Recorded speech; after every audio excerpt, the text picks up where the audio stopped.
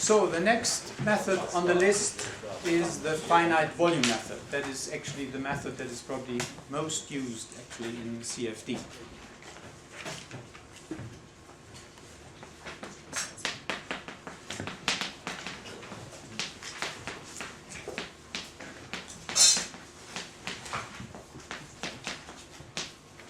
Use the acronym FVM.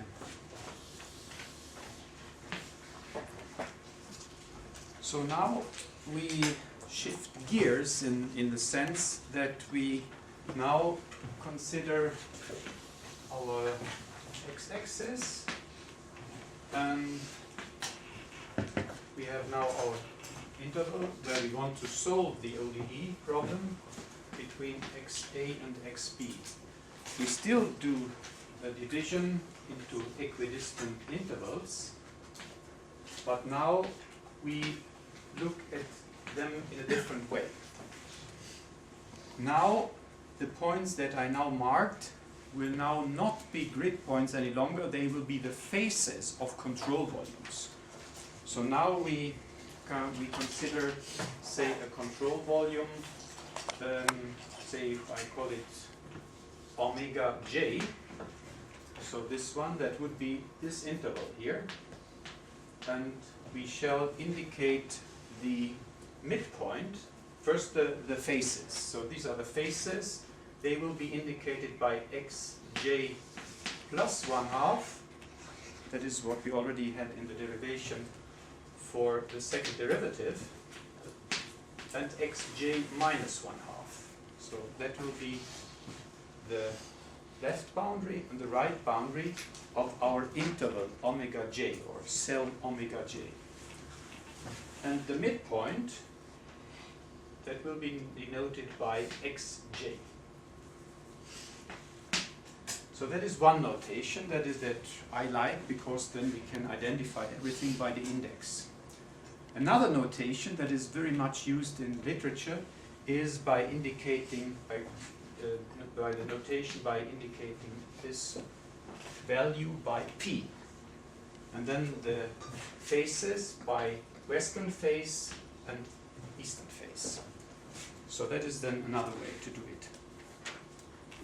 And the numbering will be from, in that case, will be from x1 to xnj. So now we use what we had already before, nj, as the number of intervals. So let us now then say a little bit more what we are doing here. So first, the grid points that we had for the finite difference method, 3, they define the faces.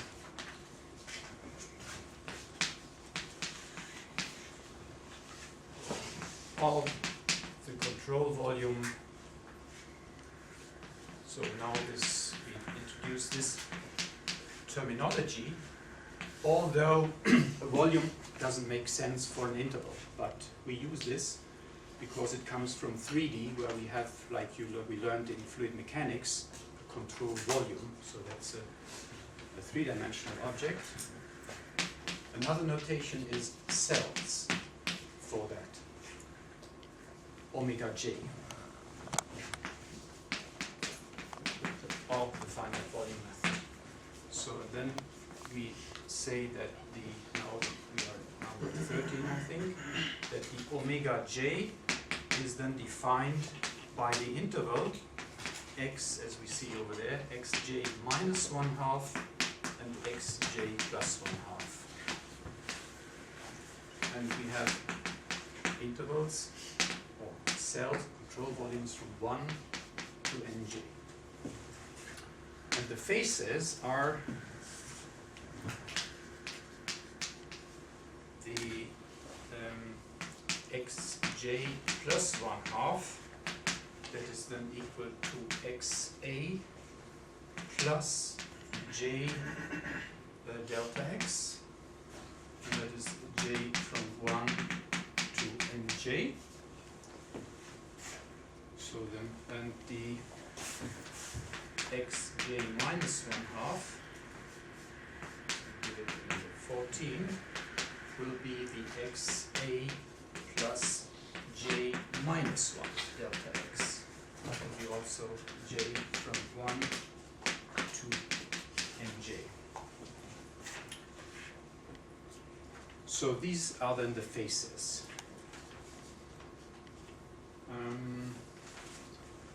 Where continue xj plus 1/2 and xj minus 1/2 are it's related to the control volume.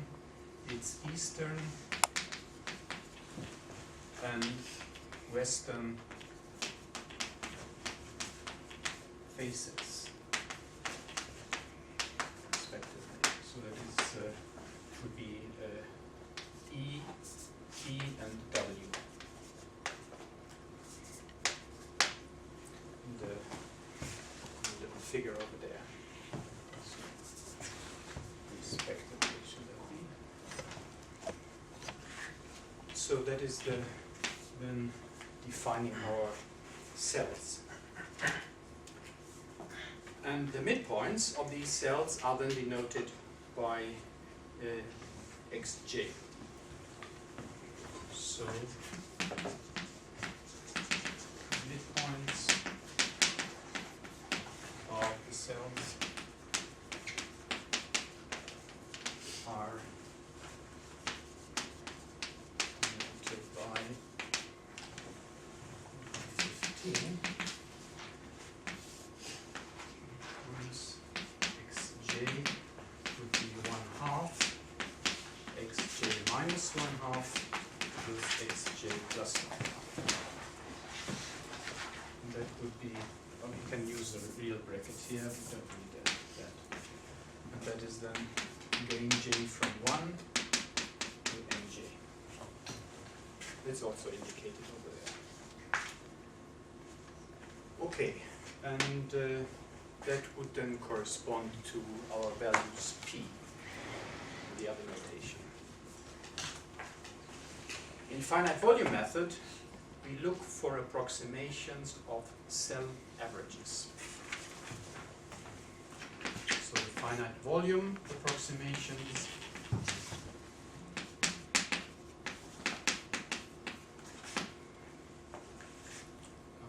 finite volume approximation in cell omega j is then trying to do the following. We use the same notation as we used for the finite difference method, but now it is no longer approximating the value of the exact solution at the grid point, but instead the average of that exact solution in the cell. So we have to integrate from xj minus 1/2 to xj plus 1/2 the exact solution over this cell. And that we do for all the cells. So that means what we are computing then in the finite volume method, finite volume approximation, is then a cell average. So that means this is PS, that is a cell average.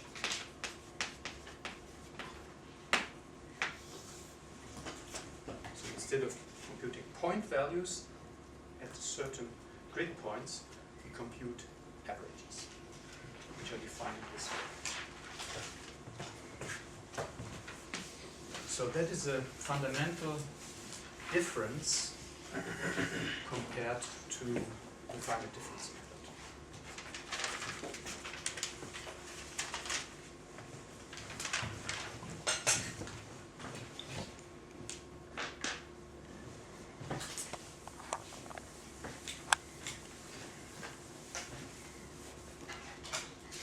So how do we proceed?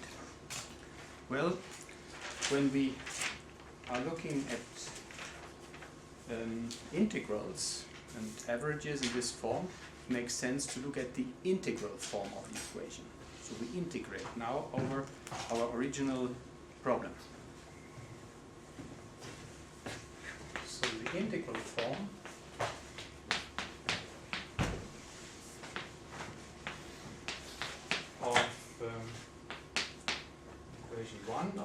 boundary value problem is considered if we want to solve it by the finite volume method. That is, we integrate over one cell, xj minus 1/2 to xj plus 1/2. So we integrate over cell omega j, the second derivative in that case. That was our problem, minus the second derivative. Now we integrate over that. So then we have also to integrate over the right-hand side. Xj minus 1/2 to xj plus 1/2 over f of x dx. And on the left-hand side, it should spring in our eye that we can use the fundamental theorem of calculus to get rid of one derivative. So the integral of a derivative gives the function value. So then what we get, the function value, is then the du dx. So we get rid of one derivative by that. And imagine if we had a first derivative, we would get rid of the whole derivative. We just get the values itself. Here we get rid of one derivative. So from that it follows by the fundamental theorem of calculus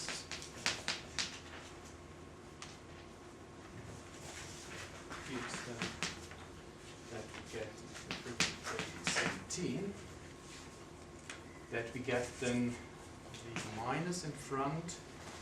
Then we get the first derivative of u. Now it will be at the right face, or at the eastern face, xj plus 1/2, minus the first derivative at the western face, xj minus 1/2. So that will be our left-hand side, and the right-hand side it stays as it is.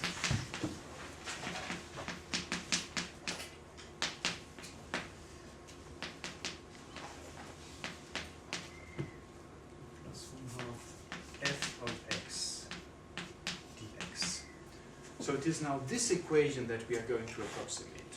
So that will be our equation. So instead of looking at the ODE in the differential form, we look at this integral form of the problem. And what we imagine is that we, in the end, want these averages. So we want to have averages.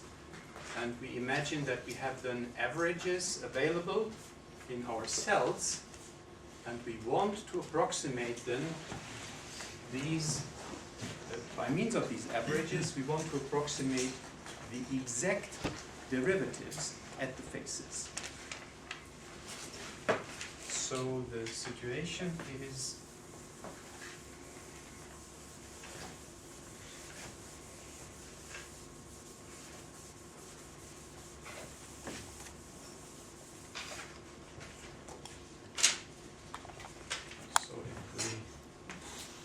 think of it, we have x, we have our flow volume, so then we have here xj plus 1/2, xj minus 1/2, and we have here the neighbor xj plus 1, and here we have the neighbor xj minus 1. We have the u here. We are in a similar situation as before with the finite difference method. So we want to have approximations now at these faces. What we know is an average. And the catch is now that we attribute these averages to the midpoints. They are essentially not located, but we can locate them to the midpoints by good reason. We can show that this is a second order approximation. If the value at the midpoint is a second order approximation to the cell average, or vice versa. So then we get a similar situation as we had before. So these are now cell averages. So that would be the uj minus 1, the uj, and the uj plus 1. And then we can do it in a similar way as we did for the finite difference method. What we want to have an approximation to the derivative here and here. And then we use, just as we did for the finite difference method, the values that we have, but they are now cell average approximations. So that means the derivatives in equation 17, the integral form that we need to determine, it should be the derivatives of the exact solution that we don't have, but they are then approximated by finite differences in the way as we did before. Finite differences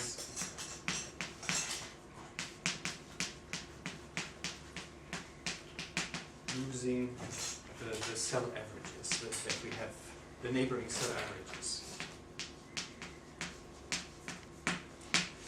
So that can be done then in the way as we did before, and then we get,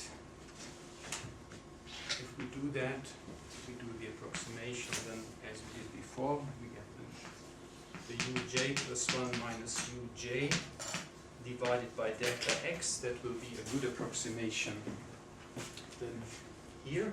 So we do it in a similar way as we did before. And if this was delta x, then this is also delta x. And then we would do it here in a similar way, get the slope here, and also that, although I didn't draw it so well, but it should also be delta x. If we could also have different grid spacings, we would just then go from midpoint to midpoint, so that's no problem. So we can have different grid sizes even here. So here we would then have this slope. It would be the uj minus the uj minus 1 divided by delta x. And on the right hand side, we would use an approximation of this integral. There we could use the midpoint rule for as a quadrature formula. Then we would take the value at the midpoint, would be f of xj, and simply multiply that by delta x. Delta x, f of xj.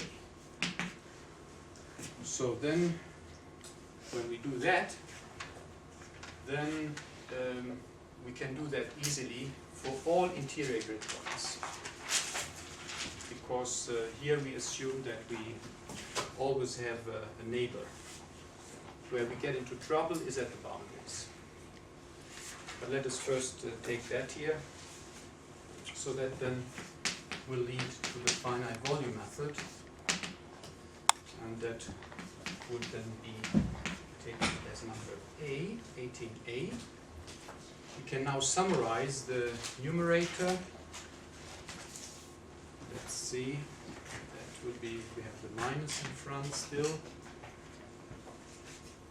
would be actually the same as we had for the finite difference method, uj plus 1 minus 2uj plus uj minus 1. But these are now then the self-average approximations.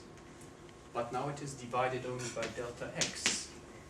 But on the right-hand side we have another delta x multiplying f of xj. If we look at it, if we would divide by delta x, we would just get exactly the same as for the finite difference method. However, this is only valid for the interior grid points, for the interior cells. That is from 2 to nj minus 1. Because we always need a neighbor to either side. For the boundaries, we need to consider them separately. Instead, we don't have that.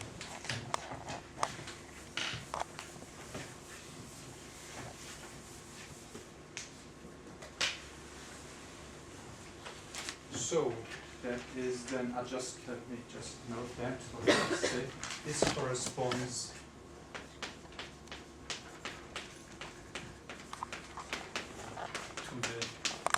difference method that we discussed before. Now looking at the boundaries.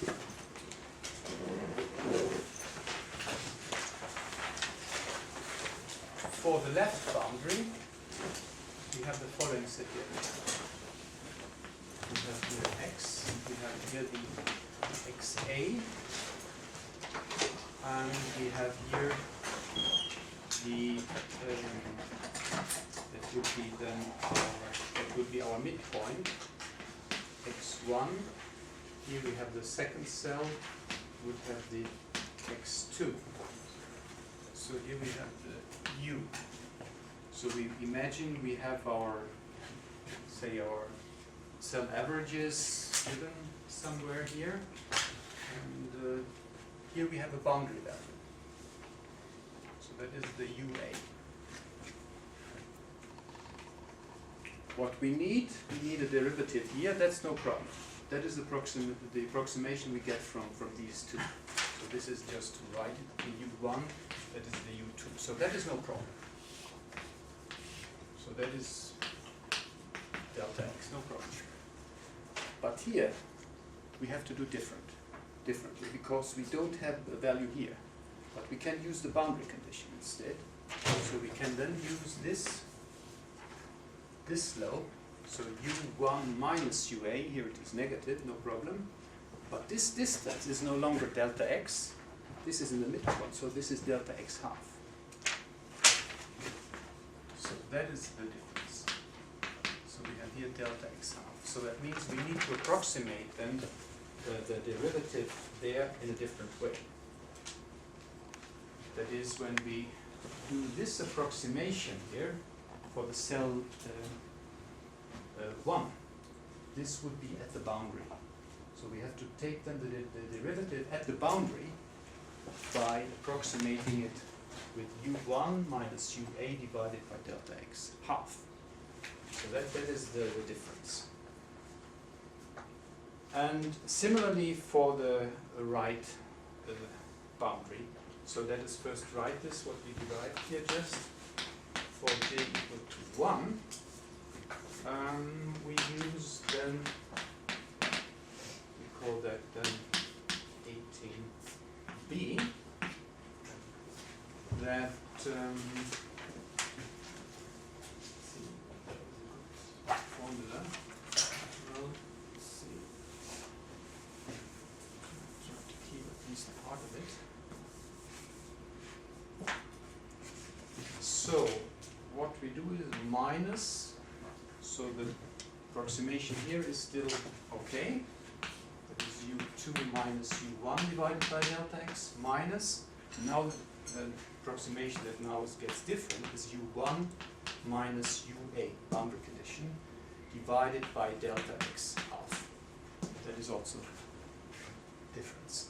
And on the right hand side we have delta x f of x1. Take it away anyway.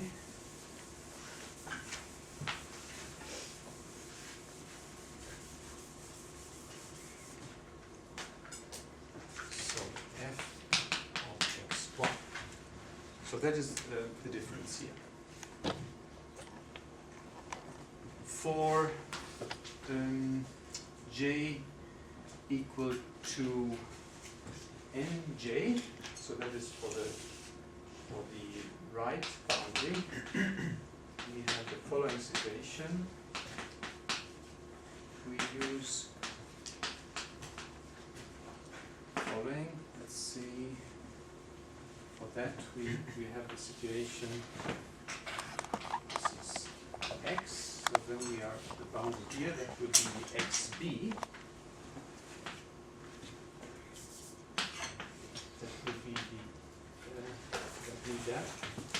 That is the x and j, the midpoint, x and j minus 1. So then we have, let's see, we have some approximation here and here, and we have a boundary condition here. So this is again u, this would be ub. So we have now the situation that we need to approximate the derivative at the right boundary of the last cell, and then we use UB, and this is the UNJ. Use that. And this distance here again is delta x half. Because this is the midpoint. This is the whole is delta x, and this is just delta x half. For the approximation on the left side, that is UNJ minus 1. That's no problem, because this distance is still delta x. That is no problem. Then we use for that, let's see, to see it better. So here, 18C. So that is now then for n, the cell nj. So the derivative at the eastern face then is ub minus unj divided by delta x half.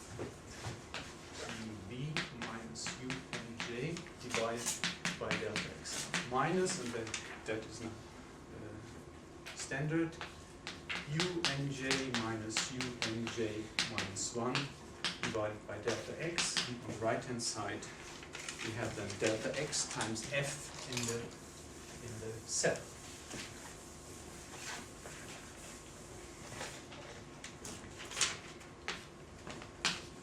Which is f of x and j. So then we have to use these modifications at the left and right boundary together with the general formula that we had to write earlier. And that again leads to a tridiagonal system. So the whole equation 18a to c, leads to a tridiagonal linear system similar to the one for the finite difference method, that was 8. The only difference is in row 1. The first row, we have 1 over, if we divide by delta x, then if we don't do it, we would have, let's divide it, because then it gets very similar. We get from that, let's see, you see here, we get here the delta x half, we get a 2 here, so we get minus 2u1 minus 2ua. So with this minus and minus gets a plus, so altogether we get 3u1. So that means that in the matrix we get a 3. And the minus 2 is the minus 1 is unchanged, the 0's are also unchanged, and then we have our vector u here, and on the right hand side we have f of x1, we are divided by delta x therefore, and now we get from the boundary condition, we get here minus minus minus, that was a 2 coming from here. So minus, you get a plus 2 times the boundary condition ua divided by delta x squared. So that is the difference. These, instead of 2 that we had before and the 1 here, we get these. Of course, we have to do a different approximation near the boundary, near the left boundary of the domain. And in row nj, it is something similar. We get all the zeros first, and then to the right, the minus 1 is unchanged. And then we get, for the nj, we get similar situation. We get here also a factor 2 here in. So we get minus minus plus 2 nj. And this is minus minus plus u nj. We get also here a 3 then. times the vector u. On the right hand side we get f of x and j, and then we get also the 2 for the right boundary, ub divided by delta x squared. So that is the difference. So this value, this value, this value, and this value. So they are slightly different. Otherwise it's the same. And these approximations that we have to do here at the boundary, they are less accurate than in the interior, but overall we get still a second order. So although the approximations 18C, B, and C are only first order, because we need boundaries. At the boundaries we have we don't get the full order. It's only first order accurate. The complete finite volume discretization 18 yields second order.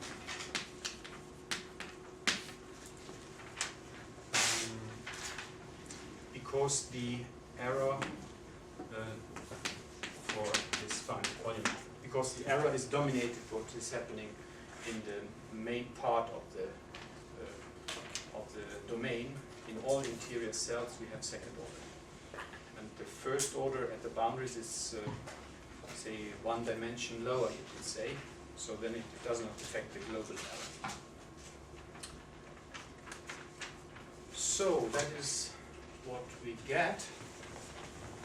Let's see, should we give you just a short illustration of that?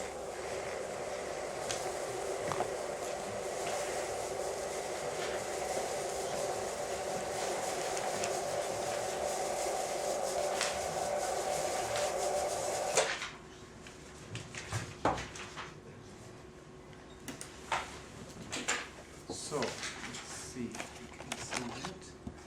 So I have here a little MATLAB script written, which does following. It solves this problem. So it has the problem that we are discussing with the f of x as the sine of x. It's in the interval 0 to 1. So the solution is not a sine. The sine of 1 is not 0. So, and then we get this solution. We can get the exact solution for that. They are plotted here on top of each other. You see hardly any difference between the circles, the finite difference approximation, and the dashed red line, which is the exact solution. What we can see here is that the maximum of the error, the difference between the numerical and the exact solution at the grid points, you see here the values, they are 21 points in this case. Let's see, I think the nj, I think in my notation it would be 20, so I used here the jmax notation, so it's 20 intervals, 21 grid points, so you see them indicated by the circles. So the error is rather low, and if we would, so it is 1.2, 10 to the minus 5. So what would we expect if we would halve the grid spacing? The error would go down by a factor of 4. So we would expect something of 3 times 10 to the minus 6. Let's see if that is true. Let's see, I have to go to the FDM, change that. There it is, so you see it's not a big program at all. So we change that now. Instead of having 21 grid points, or jmax, it should be jmax, we take now 41. And then we add that. Let's see, we run that. Let's see what we get. Indeed, the error is as expected, around 3 times 10 to the minus 6. So it goes down really by almost a factor, around the factor 4, as expected. So the error is, so you can see it again, hardly any difference. So this works nicely, and you see also the level of error is quite low. So that is what we get for the finite difference method. For the finite volume method, things are not much different. So that is now for the finite volume method. That is now with NJ 20. So that is now regarding to the notation NJ intervals. And please note, I plotted the solution at the midpoints. So I did not plot the solution at the boundaries where it is 0. And so this is the corresponding to the UNJ, U20 in our case. This corresponds to the U1. And I plotted also at these locations the exact solutions. So then I compared now the approximations to the averages with the exact solution. I could have also done, I didn't do it to compute the averages of the exact solution to get even a better comparison. But still, the error is low, not as low as for the finite difference method. So here it is 2 times 10 to the minus 4. It was 1.2, 10 to the minus 5 for the finite difference method. Okay, so the refinement works similarly. So you see what you can expect, and if you look at the code, for example, let's see if we take the finite volume code, for example, it's all very similar. It's hard to see. Let's see if we can get that larger. I've not managed to do that. No. Okay. It is. I'm defining simply the matrix, and I'm using the diag command to do that very quickly. And then I define the right-hand side using the vector notation. I have x as a vector of our midpoints. I compute the sign of xx, and then I do here the backslash operation. The matrix defined, and then it is the minus 8 and so on. So you can get that very compact. So it's just a few lines, declarations, and the whole work essentially is done here. So x defined here, the exact solution, the matrix, little modification because of the changes of the boundary conditions, and then I just take